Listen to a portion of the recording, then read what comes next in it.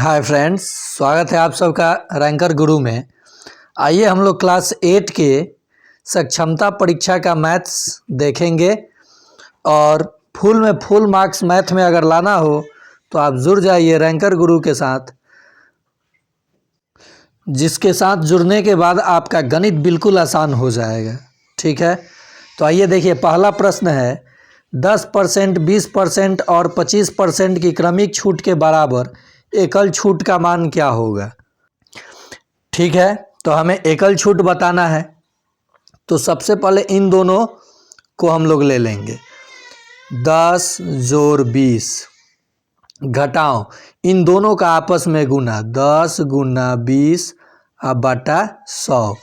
तो देखिए ये आएगा 30, ये घटेगा, डबल जीरो से डबल जीरो कट गया, 2 घटेगा तो कितना आ गया 28। लेकिन आगे भी तो 25 है तो ये 28 आ गया। अब 28 और 25% का हम लोग निकालेंगे क्रमिक छूट। तो 28 जोड़ 25 घटाओ 28 गुना 25, 28 गुना, देखिए हट गया। फिर से आप देख लीजिए इस प्रश्न को। ठीक है दोस्तों, देखिए पहले इन दोनों का क्रमिक छूट हम लोग निकाल लेंगे। तो 10 जोड़ 20 घटाओ 10 गुना 20 बटा में 100। तो ये कितना, 30 में से ये 2 घटेगा तो कितना आ जाएगा 28। अब 28 और इसका निकाल लेंगे, 28 जोड़ 25 घटाओ 28 गुना 25 बटा 100। 25 चौका 100, ये कट गया, 7 चौक 28। तो इन दोनों को जब आप जोड़िएगा तो 53 आएगा। 53 में से आप कितना घटा लीजिए, 7 घटा लीजिए।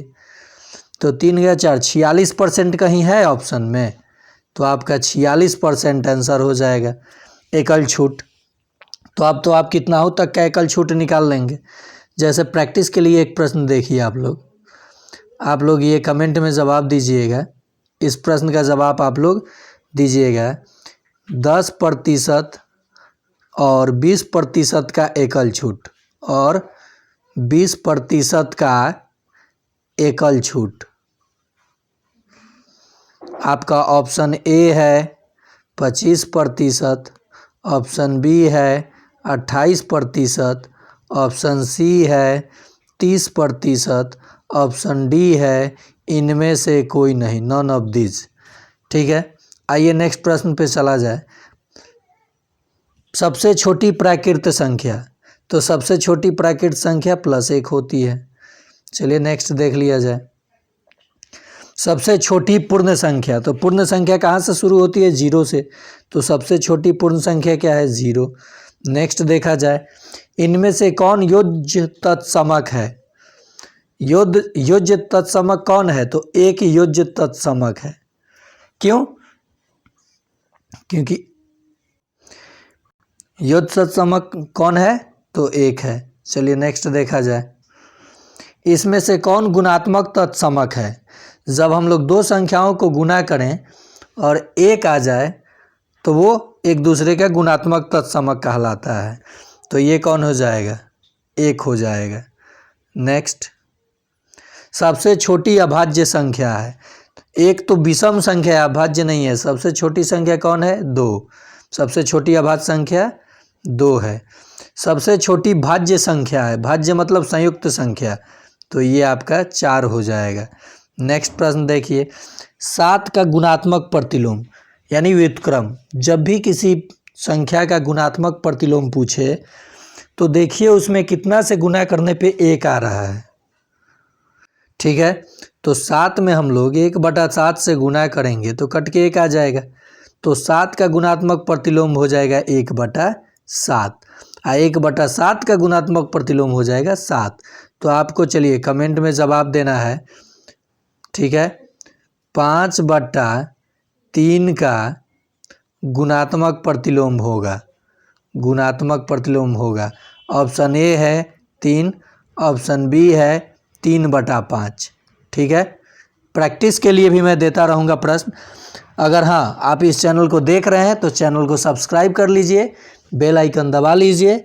मैं ऐसे ही प्रत्येक दिन रात 8 से 9 के बीच में क्लास 6 to 8 के लिए मैथ्स इस चैनल पे देता रहूँगा।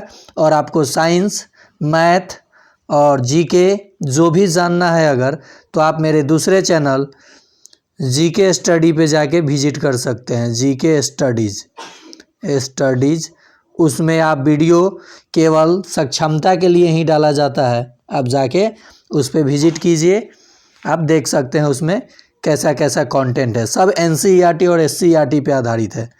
ये सब भी एनसीईआरटी एससीईआरटी से लिया गया प्रश्न है, ठीक है।